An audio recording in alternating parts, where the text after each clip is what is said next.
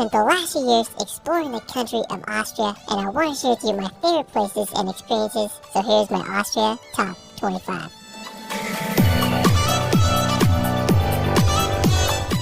Located in Central Europe, Austria is one of the most beautiful countries in the world. From picturesque lakes to via ferratas that will get your heart pounding, Austria is waiting to be experienced. Let's start this video off at Hallstatt. Of all the places in Austria, Hallstatt is one of the most famous, and with reason. It literally looks like a town straight out of a Disney movie. Located just an hour's drive from Salzburg, Hallstatt began as a salt mine nearly 7,000 years ago, and today it's one of Austria's most visited villages. When I was there, it was hard to find parking in Hallstatt, so I decided to go to the nearby town of Obertron, which is across the lake, and from there we took the ferry into Hallstatt. It was about 15 euros a person, and the ferry was awesome because as you come into Hallstatt, you get a perfect view of it from the lake. I highly recommend taking the ferry into the village. After it, we had a great time just walking around Hallstatt. There were swans hanging out on the lakeshore, and after it, we decided to walk over to the photo spot that gives you the famous view of Hallstatt with the church. Afterwards, we went to the Marktplatz, which is the market square, and it was really interesting to walk through, and there were some beautiful timber houses. I personally enjoyed just wandering throughout the village. It's easy to see why it's one of the most famous places in Austria. Another cool thing that you can do in Hallstatt is go up to the skywalk. You take up the Salzburgbahn, and you can check out the skywalk and also go into Hallstatt's salt mine. After, we're going to visit the nearby village of Gossau. It's located just 20 minutes from Hallstatt, and when I was in Austria the first time, I came across this town by accident. I was just driving through, and I couldn't believe the mountains, accompanied with the beautiful churches of Gossau. It would be a dream to live here. Just up the road from Gossau is a lake called Gossaussee. It's an incredible spot surrounded by the impressive Dachstein Mountains. I was really surprised by the clarity of the water. It was just so blue. There's a nice trail that goes along the lake, and it was really nice to walk along, and there's also a great hotel and a restaurant there. One of the main reasons I wanted to come to this area was to do the famous Skyladder Via Ferrata. I've been wanting to do this Via Ferrata for years, and it took me 4 tries to do it, mainly due to poor planning on my end and some bad weather. Now, to get to the start of the Via Ferrata, I took out the gondola from Gossaussee, and from there it was about a 20-minute hike to the spot where you start climbing up the mountain. I was so excited to finally do it. I got hooked in and started climbing up the mountain. I will say it was pretty exhausting, and there were some parts that were really exposed, but it was fairly easy to do. It took me about 2 hours of climbing to reach the famous Skyladder. I didn't realize how big it was. I did it on a Saturday morning in fall, and there was a decent amount of people, so eventually I waited my turn. I was a little nervous as I got going. It was wobbly at times, but overall it was pretty easy, and you're always hooked in, so it's basically impossible to fall. After a few minutes of climbing, I made it to the end of the Skyladder. Now from here, you can either end the Via Ferrata, or you can continue climbing. I decided to keep going, and this part was probably the hardest. Some sections were climbing straight up the mountain. It took me about another hour, and I finally made it to the summit. The peak on top is called Grosser Donner Kogel, and there's a cross up there, which I thought was pretty cool. From here, I got an insane 360 view of all the peaks in the area. The mountains up here are just amazing.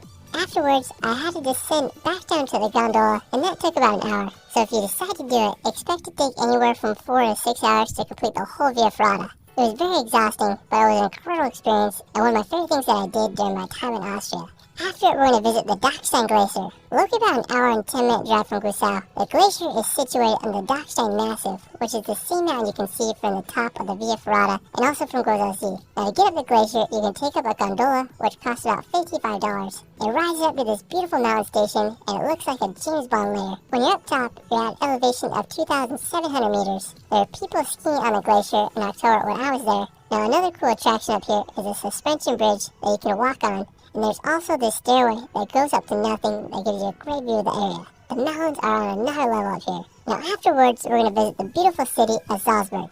Surrounded by the Alps in western Austria, Salzburg is one of the most beautiful cities in Austria and Europe. Salzburg literally translates to Salt Castle. It's got its name because the main source of income for the city during medieval times was salt extraction. Today, Salzburg is renowned for its Baroque architecture and it's one of the best preserved cities north of the Alps. The crowning feature of the city is the Hohensalzburg Fortress. Its construction began nearly 1,000 years ago, and it continues to be expanded on throughout the ages. Today, it's one of the largest and best preserved medieval castles in all of Europe. After, we're going to leave the city to visit one of my favorite lakes in Austria, Bolgangsee. I remember stumbling upon this lake by accident as I was driving through Austria, and I was just stunned by the beauty of this place. Located just 30 minutes drive from Salzburg, Bolgangsee is one of the most beautiful lakes in the region. I mean, the water is so clear, and there's so many beautiful mountains and villages that surround the lake. One of the main reasons I wanted to come to this area was to visit the Schafberg Mountain. This is another place I was just so excited to visit. What's unique about Schafberg is that you take a train to get to the top. The train is located in the town of St. Wolfgang. It costs about $50 a person to take the train up.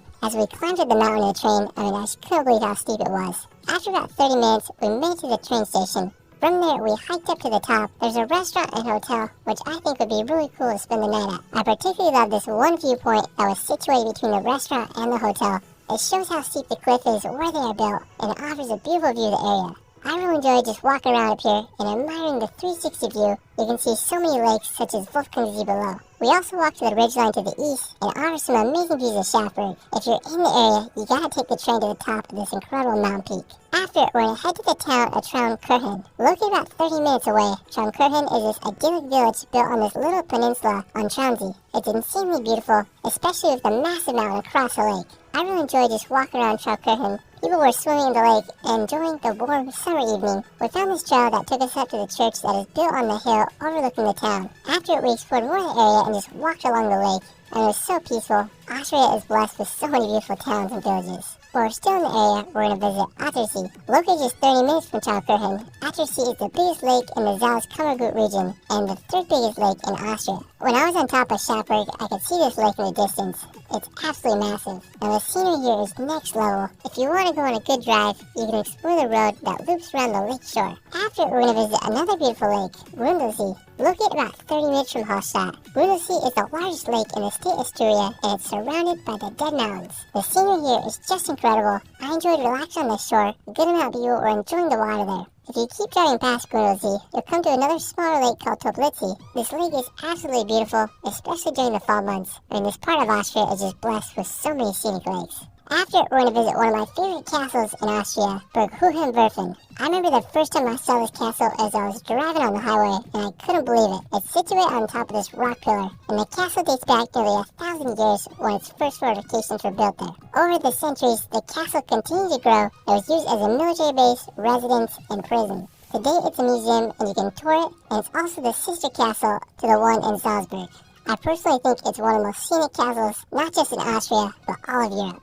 Another one of Austria's most impressive castles is Hochstrevitz. Located in southeastern Austria, Hochstrevitz is built on this rocky outcrop, and it dates back to the 9th century. My favorite feature of the castle is the 14 fortified gates that were built in the 1500s to defend against Turkish invasions. According to local legend, the castle never was conquered, and enemies never managed to get past the 4th gate. I've never seen a castle with so many layers of medieval security. Today, it's possible to tour the castle during parts of the year for about $20, and you can take a funicular up, or you can also make the steep but nice walk to the castle. Afterwards, we're going to head to the capital of Austria to visit Vienna. Located in the eastern part of the country, Vienna has been ranked as one of the world's most livable cities. It's a perfect combination of medieval and modern architecture. Vienna is known as the city of music. Musicians such as Beethoven and Mozart call Vienna home. One of the most impressive places is the Schönbrunn Palace. It's a summer residence of the Habsburg rulers and has over 1,400 rooms. There's stunning gardens and mazes to explore around the palace. After, we're going to visit nearby Wachau. Located on an hour drive from Vienna, Wachau is this beautiful valley situated on the Danube River. The area is full of incredible scenery and vineyards. I think it's particularly scenic during the fall time. There's some beautiful villages along the river such as Dürnstein. Another interesting place in Wachau is the Gottberg Abbey. It's perched on a hill overlooking the valley, and it was first built in the 11th century.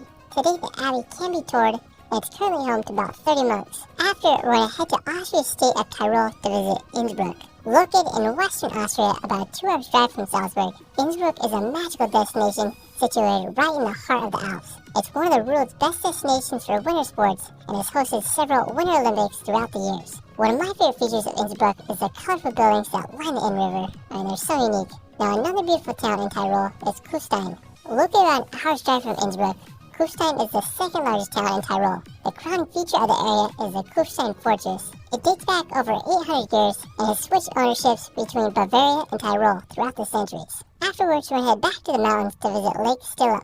It's located just an hour and a half drive from Innsbruck, and it's this beautiful lake in the Zillertal Valley. And I love the sharp mountain walls accompanied with incredible waterfalls. It feels like you're in Rivendell or something. And the area is just beautiful, and there's some great hiking and a restaurant you can visit while you're there. While we're still on the topic of waterfalls, we're going to visit the nearby Krimmel Falls. It's located about an hour and a half from Innsbruck, and it's home to the tallest waterfall in Austria with a total height of 380 meters. It's a tiered waterfall with 3 stages, with the largest individual waterfall being 140 meters tall. And the area is so beautiful, and the power of the falls is impressive to see. After it, we're going to visit Zalmsee. Located about an hour from Kreml, Zalmsee is this picturesque Austrian town on Lake Zell. This area began to grow as a luxury tourist destination back in the late 1800s for Austrian and European aristocrats. During the summer months, it's an excellent place to enjoy the water, and during winter, it's an ideal place to ski. I mean, Austria is just home to so many beautiful lakes. After, we're going to take a drive on one of Austria's most famous highways, the Grossglockner High Alpine Road. It's the highest road in Austria at 2,504 meters. Now, it costs about $35 to enter, and I drove up the road where I was just stunned by the view of the surrounding mountains. Now, depending on when you come up here, the scenery can be very different. If you come in the summer months, it'll probably be green, and there might be some snow. And if you come in the fall, it gets a very dramatic brown color. While you're here, you can drive this lookout called Edelweiss-Spitze, and I love the road leading up to it, because the road is made up of hand-laid stones that wind up the mountain. And the view up here is just awesome. Another cool spot up there is the Zeidelwinkel. There was this fascinating watchtower. Now while you're up here, you can also visit the Pasterzach Glacier, which is just a short drive over. It's the biggest glacier in Austria, and there's a nice parking and viewpoint area on top. And when I was there, I found this path that took me all the way down to the bottom. I love the color of the lake. The contrast of the blue water against the scenery of the mountains and glacier is a sight to see. Afterwards, we're going to head to the state of Vorarlberg. Located in the very west of Austria, bordering Switzerland, Vorarlberg is home to some incredible mountains and lakes. One of my favorites is Lunersee. It's this peculiar lake that is shaped like a heart. When you get there, you take up a gondola, and you can walk around the lake, and there's also some places you can hike up to get a higher perspective to see the lake's heart shape. Another interesting place in Vorarlberg is the Silvretta High Alpine Road. It's this mountain pass with 34 hairpin turns, and there's some beautiful alpine reservoirs. On your way up from the west side, you'll pass by Vermundstausee first, and then after you'll pass by the Silvretta-Stausee, which is a massive reservoir with some phenomenal mountain scenery. Another cool feature about this part of Austria is that it's home to Lake Constance. Located in the northwestern part of Austria, Lake Constance is the largest lake in the country, and its waters are also part of Switzerland and Germany. The lake is fed by the Rhine River, and there's so many beautiful resort towns along its shores. An impressive place to get a viewpoint of the lake is from Fonder. It's a beautiful peak with a restaurant. You can take a gondola or drive up there to get an amazing view of Lake Constance, which shows how huge it is. For our final destination, we're going to visit Oberhütte. This is another one of the places I was most excited to go. Located about an hour and a half from Innsbruck,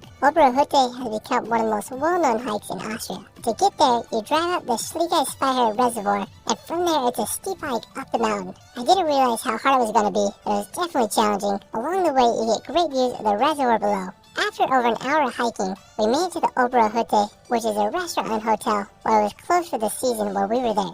After, we walked just a few more minutes and made it to the famous bridge that stretches over this mountain stream. The bridge is not that high up or very big, but if you take a picture zoomed in, it looks like you're high off the ground. And it was a really cool spot, and the surrounding scenery is just incredible. With the mountains and reservoir below, it's definitely worth the hard hike to get there. Well, that is it for my Austria Top 25. There's still so much to explore in this country, so I gotta make a part 2. Let me know where your favorite place is in the comments.